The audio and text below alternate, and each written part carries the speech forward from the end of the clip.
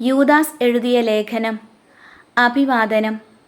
യേശുക്രിസ്തുവിൻ്റെ ദാസനും യാക്കോബിൻ്റെ സഹോദരനുമായ യൂദാസ്, പിതാവായ ദൈവത്താൽ സ്നേഹിക്കപ്പെടുന്നവരും യേശുക്രിസ്തുവിനു വേണ്ടി കാത്തു സൂക്ഷിക്കപ്പെടുന്നവരുമായ വിളിക്കപ്പെട്ടവർക്ക് എഴുതുന്നത്. നിങ്ങളിൽ കരുണയും സമാധാനവും സ്നേഹവും സമൃദ്ധമായി ഉണ്ടാകട്ടെ. വ്യാജോപദേഷ്ടാക്കൾ. പ്രിയപ്പെട്ടവരെ, നമുക്ക് പൊതുവായി ലഭിച്ചിരിക്കുന്ന രക്ഷയെക്കുറിച്ച് നിങ്ങൾക്ക് എഴുതുവാൻ ഞാൻ അതിയായി ആഗ്രഹിച്ചിരിക്കുകയായിരുന്നു. അപ്പോഴാണ് വിശുദ്ധർക്ക് എന്നേക്കുമായി ഏൽപ്പിച്ചു കൊടുത്തിരിക്കുന്ന വിശ്വാസത്തിനു വേണ്ടി പോരാടണമെന്ന് ഉപദേശിച്ചുകൊണ്ട് നിങ്ങൾക്ക് എഴുതേണ്ടി വന്നിരിക്കുന്നത്. പണ്ട് തന്നെ ശിക്ഷയ്ക്കായി നിശ്ചയിക്കപ്പെട്ടിരുന്ന ചില ദുഷ്ടമനുഷ്യർ നിങ്ങളുടെ ഇടയിൽ കയറിക്കൂടിയിട്ടുണ്ട്. അവർ നമ്മുടെ ദൈവത്തിൻ്റെ കൃപയെ തങ്ങളുടെ അശുദ്ധ ജീവിതത്തിനായി ദുർവിനിയോഗിക്കുകയും നമ്മുടെ ഏകനാഥനും കർത്താവുമായ യേശുക്രിസ്തുവിനെ തള്ളിപ്പറയുകയും ചെയ്യുന്നു. നിങ്ങൾക്ക് എല്ലാ കാര്യങ്ങളും നല്ലപോലെ അറിയാമെങ്കിലും ചില കാര്യങ്ങൾ ഓർമ്മപ്പെടുത്തണമെന്ന് ഞാൻ ആഗ്രഹിക്കുന്നു. ഈജിപ്ത് ദേശത്ത് നിന്ന് ഇസ്രായേൽ ജനത്തെ രക്ഷിച്ച കർത്താവ് വിശ്വസിക്കാതിരുന്നവരെ പിന്നീട് നശിപ്പിച്ചു. സ്വന്തം നിലമറന്ന് തങ്ങളുടേതായ വാസസ്ഥാനം ഉപേക്ഷിച്ച് കളഞ്ഞ ദൂതന്മാരെ മഹാദിനത്തിലെ വിധി വരെ അവിടുന്ന് അന്ധകാരത്തിൽ നിത്യബന്ധനത്തിൽ സൂക്ഷിച്ചിരിക്കുന്നുവെന്ന് ഓർക്കുക.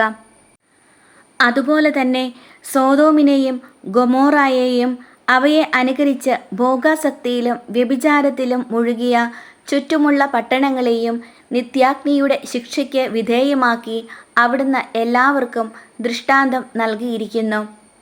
സ്വപ്നങ്ങളിൽ നിമഗ്നരായിരിക്കുന്ന ഈ മനുഷ്യർ ശരീരത്തെ അശുദ്ധമാക്കുകയും അധികാരത്തെ തള്ളിപ്പറയുകയും മഹിമയണിഞ്ഞവരെ നിന്ദിക്കുകയും ചെയ്യുന്നു. പ്രധാന ദൂതനായ മിഖായേൽ മോശയുടെ ശരീരത്തെ ചൊല്ലി പിശാചിനോട് തർക്കിച്ചപ്പോൾ അവനെ കുറ്റപ്പെടുത്തി ഒരു നിന്ദാവചനം പോലും ഉച്ചരിക്കാൻ തുനിഞ്ഞില്ല. പിന്നെയോ കർത്താവ് നിന്നെ ശാസിക്കട്ടെ എന്ന് മാത്രം പറഞ്ഞു. ഈ മനുഷ്യരാകട്ടെ തങ്ങൾക്ക് മനസ്സിലാകാത്ത എല്ലാ കാര്യങ്ങളെയും ദുഷിക്കുന്നു.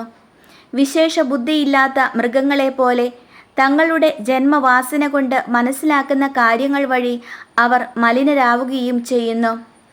അവർക്ക് ദുരിതം. എന്തുകൊണ്ടെന്നാൽ അവർ കായേൻ്റെ മാർഗത്തിലൂടെ നടക്കുകയും ലാഭേച്ഛ കൊണ്ട് ബാലാമിൻ്റെ തെറ്റിൽ ചെന്ന് വീഴുകയും കോറായുടെ പ്രക്ഷോഭത്തിൽ നശിക്കുകയും ചെയ്യുന്നു. തങ്ങളുടെ കാര്യം മാത്രം നോക്കി നിർഭയം തിന്നുകുടിച്ച് മതിക്കുന്ന അവർ നിങ്ങളുടെ സ്നേഹവിരുന്നുകൾക്ക് കളങ്കമാണ്. അവർ കാറ്റിനാൽ തുരത്തപ്പെടുന്ന ജലശൂന്യമായ മേഘങ്ങളാണ്. ഉണങ്ങി കടപുഴുകിയ ഫലശൂന്യമായ ശരത്കാല വൃക്ഷം പോലെയാണ്. അവർ തങ്ങളുടെ തന്നെ ലജ്ജയുടെ നുരയുയർത്തുന്ന ഉന്മത്ത തരംഗങ്ങളാണ്. വഴിതെറ്റിപ്പോകുന്ന നക്ഷത്രങ്ങളാണ്. അവർക്ക് വേണ്ടി അന്ധകാര ഗർത്തങ്ങൾ എന്നേക്കും തയ്യാറാക്കപ്പെട്ടിരിക്കുന്നു.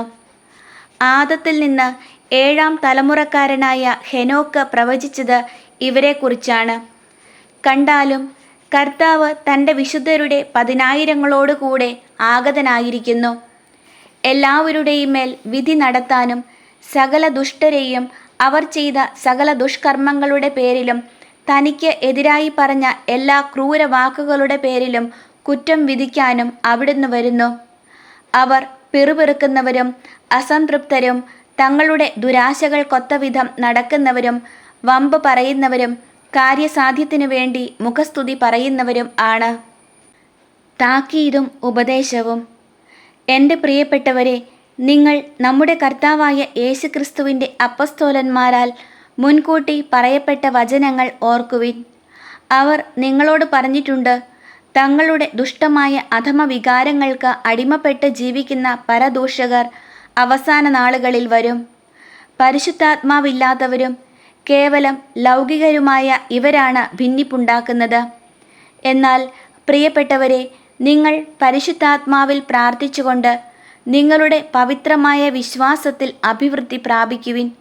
നിത്യജീവിതത്തിനായി നമ്മുടെ കർത്താവായ യേശുക്രിസ്തുവിൻ്റെ കാരുണ്യത്തെ ഉറ്റുനോക്കിക്കൊണ്ട് ദൈവസ്നേഹത്തിൽ നിങ്ങളെ തന്നെ കാത്തുകൊള്ളുവിൻ. ചഞ്ചല ചിത്തരോട് അനുകമ്പ കാണിക്കുവിൻ. അഗ്നിയിൽ അകപ്പെട്ടവരെ പിടിച്ചു കയറ്റുവിൻ. മാംസദാഹത്താൽ കളങ്കിതരായവരുടെ വസ്ത്രത്തെ പോലും വെറുത്തുകൊണ്ട് ഭയത്തോടെ അവരോട് കരുണ കാണിക്കുവിൻ. വീഴാതെ നിങ്ങളെ കാത്തുകൊള്ളാനും തൻ്റെ മഹത്വത്തിൻ്റെ സന്നിധിയിൽ നിങ്ങളെ കളങ്കരഹിതരായി സന്തോഷത്തോടെ നിർത്താനും കഴിവുള്ള നമ്മുടെ കർത്താവായ യേശുക്രിസ്തു വഴി നമ്മുടെ രക്ഷകനായ ഏകദൈവത്തിന് സ്തുതിയും മഹത്വവും ശക്തിയും ആധിപത്യവും സർവകാലത്തിനു മുമ്പും ഇപ്പോഴും എപ്പോഴും ഉണ്ടായിരിക്കട്ടെ. ആമേൻ.